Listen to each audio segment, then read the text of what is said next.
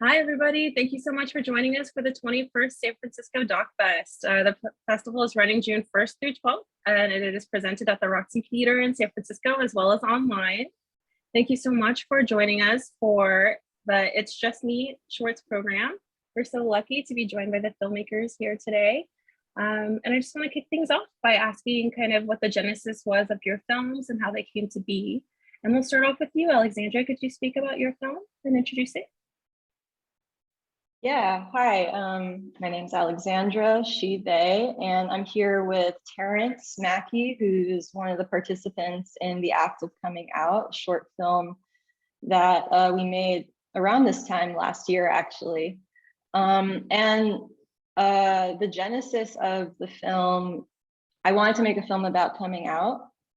Originally, the idea was telling kind of a much more pointed personal story about coming out to my mom, but I'm from the East Coast. My mom's on the East Coast, and it just kind of, as I started to develop the idea, I had limited resources, so the travel was an issue and all that. So I tried to think of a different way to tell the same story. Or kind of play with the same idea. And I'm really interested as a documentary filmmaker in working with actors as subjects, as what we consider subjects. So kind of combine those two things. And that was the genesis of The Act of Coming Out. And Terrence, can you tell us how you became involved with it and what it was like for you to share your story? Oh yeah. Hello everyone. And yeah, I think it was extremely interesting. I was at a time in my life where obviously I'm an actor, so I was just submitting to things, and it was pretty close to my house, which is really important here in LA. I'm like, I got to get to something close. So when I went to the audition, completely open to what was about to happen and transpire. And as I'm going, Alex just made it extremely comfortable for us to discuss things that are similar experiences. And so I thought it was really excellent to be a part of, and I'm very, very blessed and happy to be a part of it, to tell stories that's happening so much across the world. A lot of us struggle. I know Alex is from the East Coast, I'm from the Midwest, and it's tough cities to be authentically yourself. And that's kind of what my life is. I like to shine a light on, is just being yourself and loving yourself. And I think that a hybrid doc like this is really important to showcase that. So I'm a part of anything about owning yourself. And I think Alex did just an excellent job at just how we auditioned with the emotions and how we were feeling. You know what I mean? She did angry and happy and all of those things, sad and prideful, like all the things that someone feels when coming out, I think was really important. And it's something that I struggle with coming from the Midwest. So just to be able to express that, I was really happy to be a part, and I'm really proud of it. I'm really happy. Yeah. It's so beautiful. Thank you so much. I feel like there's so much about this program that really is like a peeling back of the layers, and everyone who's sharing their stories allow themselves to be so vulnerable and so exposed in a really beautiful and special way. So thank you all again. And Eva, if we could talk about your film, please. Our documentary kind of unfolded slowly. I know Quinn ever since they were a little girl, and when Quinn decided that transitioning is necessary, we talked a lot. We share a passion for the arts, and that's when we decided to follow them over the period of transition. But there were various unforeseen situations that happened within the documentary, and Quinn moved away, and hence our documentary is 4 seasons. And then after 4 years, when Quinn and I reconnected, we will meet up with Quinn again. So it's quite a wide window of time we have to watch that journey. Thank you so much. Hi, Quinn. Again, thank you for allowing your story to be shared. Can you talk about that process for you and what the collaboration is like? Yeah, definitely. When we started the filming, it was kind of just like a bit of an unknown. We were just doing some interviews and just kind of conversations between the two of us just to record this moment in time. And then I guess like 4 years later, it got funding. And so it had to become like a fully realized documentary. So that was like kind of bizarre in a way, that the transition, if you will, from just like a collection of conversations and moments between us to like, oh, we need to make this a thing. So it's neat though. Wonderful. Thank you so much. Hello, Ling and Brad. Ling, can you talk about how you found this story and what the genesis was of it coming together? Hi, yeah, sure. So I heard through a friend about the Sisters, or the Order of Perpetual Indulgence, who are an LGBTQ plus protest group, and I was really hooked by the name, and thought I just have to meet. I just have to meet them and see what they are all about. And so I managed to arrange a meeting and talked to a few, and one of them was Brad, and I was quite hooked by Brad's personality, and also the fact that they were really going sort of through discovering their own gender identity, and more or less at that time when I met them, it was clear that Brad identified themselves as a gender non-binary. And I was really curious about that because I actually hadn't met anyone up until that point who was gender non-binary, and spoke to different people around me, and there was like lots of discussions about it, and we sort of had I don't know, they didn't seem like easy conversations somehow, because, a lot I would hear often, why don't they just make it easy for themselves? Why is that so complicated? And I was quite bothered by this. So I was like, right, I want to make a film about that subject. And so I got in touch with Brad, and just to see would Brad be willing. Is obviously a very sensitive thing to expose yourself, and I was really pleased that Brad was up to for sharing their story, and I'm interested in sort of crossover cultures anyway, because we're moving, constantly, the time's moving, and more and more we feel things, there's now the time to reveal things, but then it's never that easy, obviously, because if you don't fit in the mainstream, and you know about it, so that felt really like, I would love to connect with that story and Brad and share it to people who don't know anything about it. But I also was aware of that I didn't want to alienate people that didn't know. And because it's quite easy to say, oh, why are you asking these stupid questions or something? You don't want to be like that either. So it was really very interesting in the edit, actually just striking the right balance. Wonderful, thank you. I mean, obviously, San Francisco has a very robust chapter of the order, which I wasn't. That's what grabbed my attention at first, Brad. But I was so struck by your story, and just fell in love. I mean, I fell in love with all of this. Like, I love you all. You're all just warm my heart and make me realize how resilient and badass everyone is. So thank you. But Brad, what was it like for you sharing your story, especially within the lens of a quite historic organization?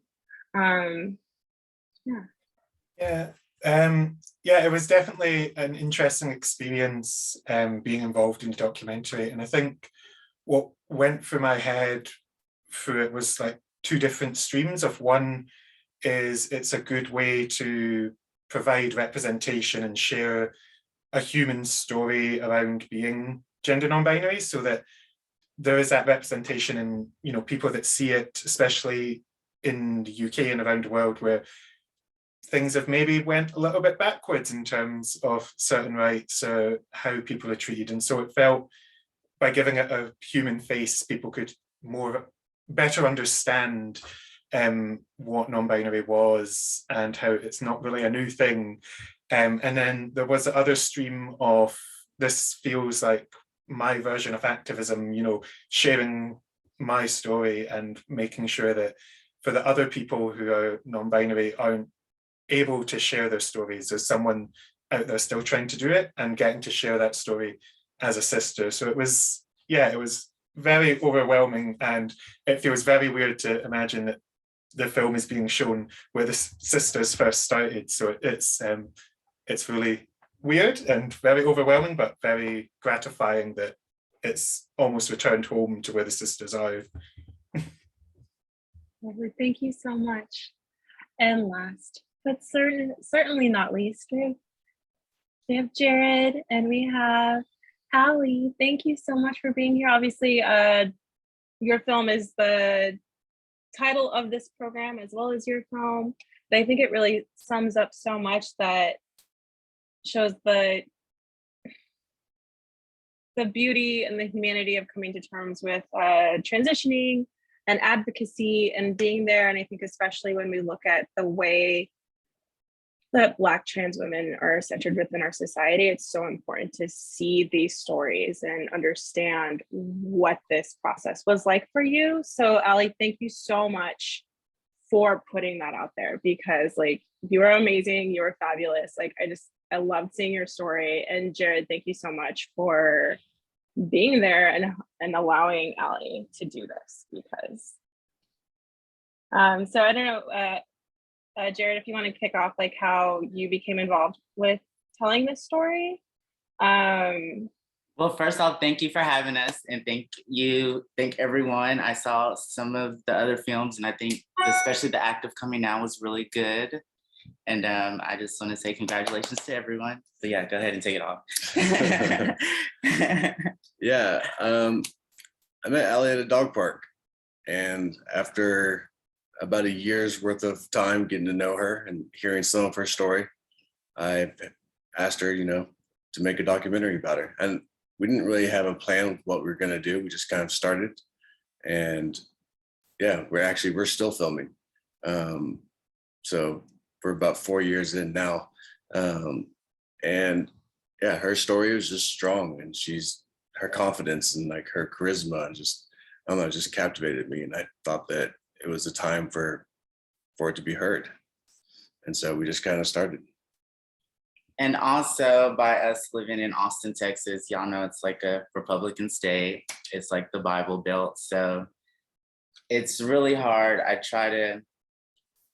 I sometimes forget that I'm like a double minority because I'm already Black and then I'm trans on top of that.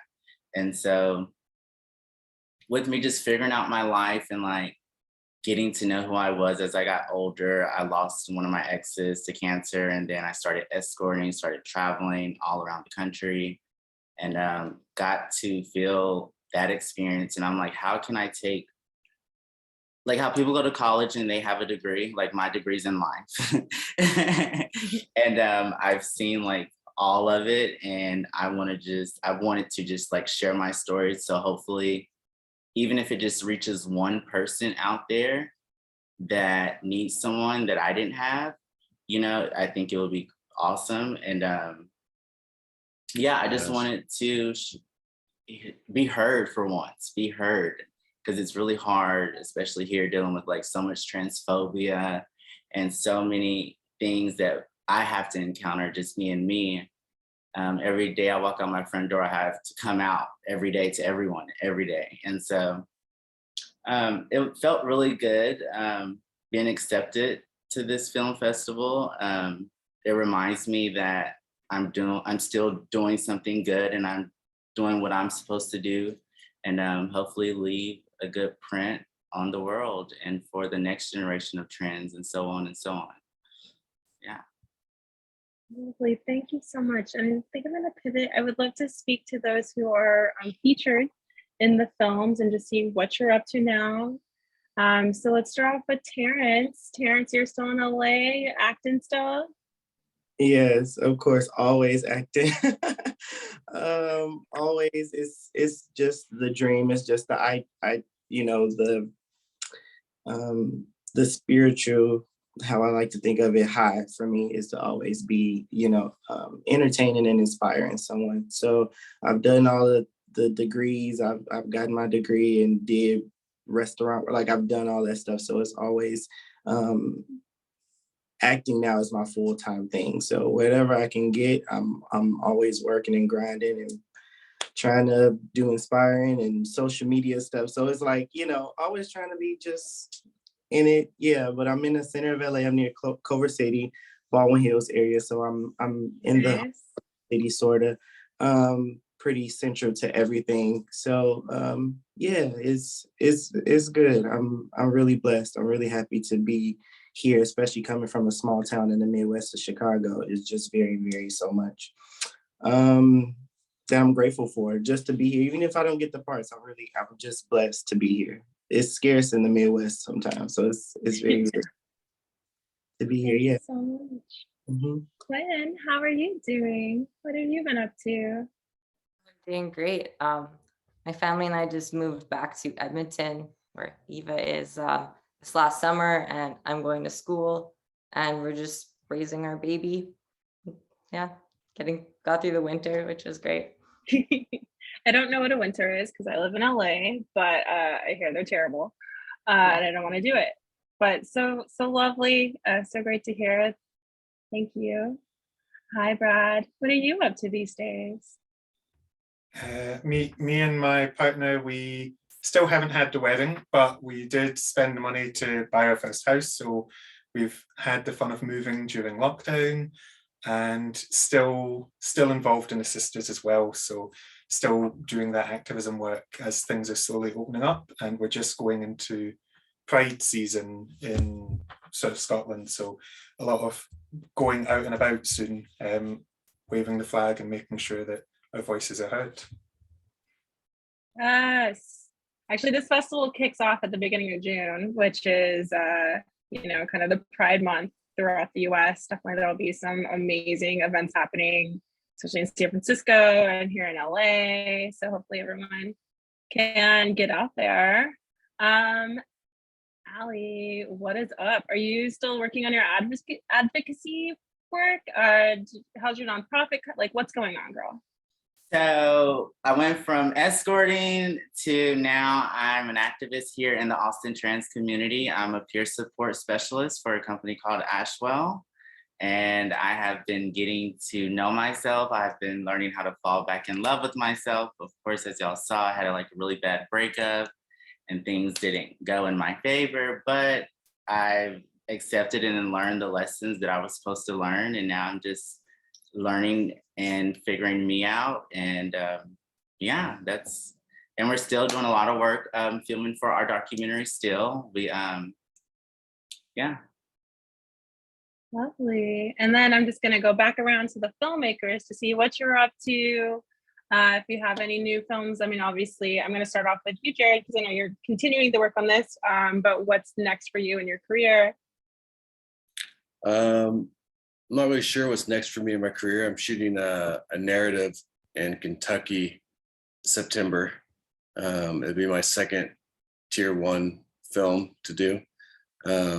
But we've still been working on this and we're continuing. I think probably another 6 months or a year worth of filming and we'll be into the edit kind of, but we're hoping to make a feature length out of it. We kind of, or made this short without really having the patience. I saw some stuff on Film Freeway about festivals and whatnot. And I was in the middle of making like a pitch edit. And I was like, oh, I'll just make this, see what I can do with it. And I got into a bunch of festivals and won a bunch of awards and stuff. And yeah, but that was only like a third of the content that we already had. And we've still been filming for a year and a half since then. And so we have a bunch of stuff and just kind of figuring out how to lay it out. Wonderful. Thank you so much. I know we're all looking forward to seeing when that future version comes out. Ling, how about you? What have you been up to? I'm just currently in the production of making another documentary that is a little bit darker or much darker, which is like around gender-based violence, focused on people whose language isn't first language isn't British. And so I can't say too much about it, but yeah, you can see it's already in a slightly darker area. But yeah, this is going well. It's very interesting. It's very emotional. Have to do a lot of self-care. Yeah. But again, very important to spotlight. I mean, definitely, racism in the US is rampant. I don't think we talk about it enough in the UK. When I went to Edinburgh as a teenager to meet my family, the fact that I'm half Mexican was called out by a family member. So I feel that it's really important to highlight. So that's wonderful. Please share your work as it progresses. Sure. Eva, how about you? What have you been up to? Right now, Quinn is definitely my main focus, and we have a couple of other festivals coming up, and Quinn kindly agrees to also talk to some schools to really do some outreach and hopefully make an impact. We are also happy that we have broadcast a platform where it will live after the festival year. And personally, I'm working on a kids animation right now, and I just yesterday learned that I got funding to do a music video. So quite different things. Congratulations. Thank you. And last but not least, Alexandra, I know you're kind of in a moving process. You're wrapping up the school. What's going on with you? Yeah, very busy, but in a good way. I'm the Active Coming Out is doing the festival circuit. It's going to be published on via the New Yorker now, meaning the future, meaning June 8th, which is maybe when people are watching this. And I'm really excited about that, for it to have like a very broad platform. And additionally, outside of that, I'm in post for another short documentary that is it's my thesis film. And I tracked a queer pregnant person who's masculine of center, gender nonconforming over the course of their 3rd trimester, up until, including, and after the birth of their first child. And I'm in post for that right now, and that'll be done in a month, basically. And I'll just, put it out there again, see where it ends up. And as far as future projects, I've been doing a lot of, I think the next film I want to do, I kind of want to continue with aesthetically with sort of like austere hybrid modes of documentary filmmaking. I'm super interested in continuing exploration of performance, working with actors, but maybe in